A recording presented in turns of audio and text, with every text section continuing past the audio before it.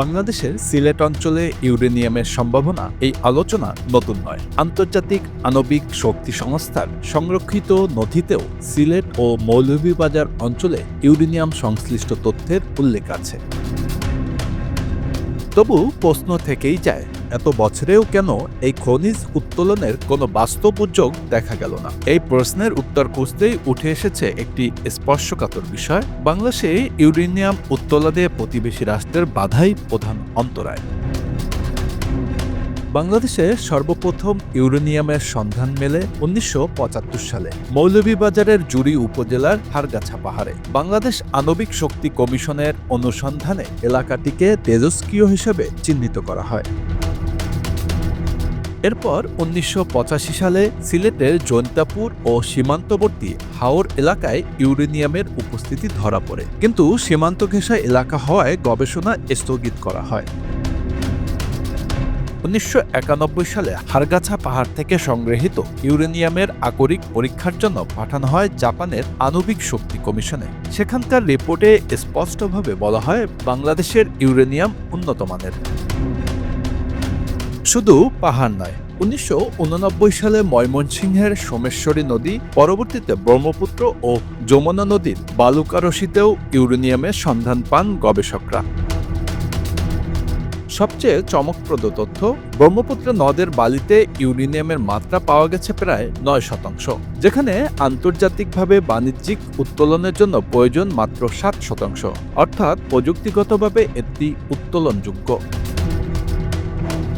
আন্তর্জাতিক নিরাপত্তা বিশ্লেষকদের মতে এখানেই শুরু হয় ভূরাজনীতির জটিল হিসাব। বিশেষজ্ঞদের একটি অংশ মনে করেন, এই খনি উত্তোলনে প্রথম এবং প্রধান আপত্তি হল, প্রতিবেশী শক্তিধর রাষ্ট্রটি কখনোই চায় না বাংলাদেশ পারমাণবিক শক্তির পথে এগিয়ে যাক। তাদের দৃষ্টিকোণ থেকে বিষয়টি অত্যন্ত সংবেদনশীল। কারণ দক্ষিণ এশিয়ায় ইতিমধ্যে চীন ও পাকিস্তান পারমাণবিক শক্তিধর রাষ্ট্র। এই তালিকায় বাংলাদেশ যুক্ত হলে প্রতিবেশী দেশটির কৌশলগত নিরাপত্তা সমীকরণ বদলে যেতে পারে। বিশেষ করে সিলেট ও মৌলভীবাজার অঞ্চল যেহেতু দেশটির উত্তর পূর্বাঞ্চলের খুব কাছাকাছি।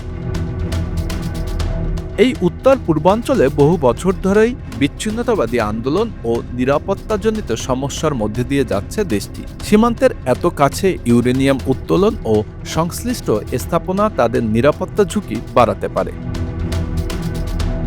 দেশটির অবস্থান আরও স্পষ্ট হয় একটি জায়গায়। ইউরেনিয়াম শুধু একটি খনিজ নয়, এটি একটি কৌশলগত পারমাণবিক সম্পদ।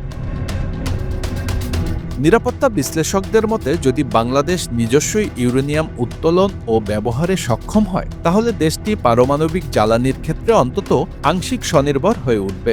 এর ফলে শুধু বিদ্যুৎ উৎপাদন নয়, দক্ষিণ এশিয়ায় শক্তির ভারসাম্যেও পরিবর্তন আসতে পারে, যা প্রতিবেশী দেশটির জন্য কৌশলগতভাবে অস্বস্তিকর। এখানেই আসে আরেকটি গুরুত্বপূর্ণ দিক, চীন ও রাশিয়ার ভূমিকা।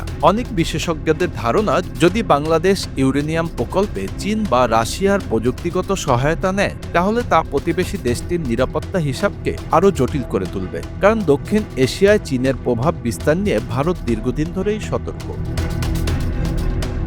বাংলাদেশে চীন বা রুশ সহায়তার পারমাণবিক সক্ষমতা গড়ে ওঠা নয়াদিল্লির কাছে কেবল একটি অর্থনৈতিক বিষয় নয়, বরং একটি ভূরাজনৈতিক চ্যালেঞ্জ। এ কারণেই অনেক বিশ্লেষকের প্রশ্ন, বাংলাদেশের ইউরেনিয়াম সম্ভাবনা কি ইচ্ছাকৃতভাবে নিম্ন প্রোফাইলে রাখা হচ্ছে? বর্তমান সরকার অবশ্য দাবি করেছে তারা ইউরেনিয়াম উত্তোলনে আগ্রহী। জেএসবি নামের একটি প্রতিষ্ঠানকে দায়িত্ব দেওয়া হয়েছে বিভিন্ন নদ নদীর বালুকারাশি জরিপের। জেএসবি ইতিমধ্যে কুড়িগ্রাম ও যমুনা এলাকায় গুরুত্বপূর্ণ খনিজ ও রাসায়নিক সম্পদের সন্ধান পাওয়ার কথা জানিয়েছে। Bangla affairs news desk.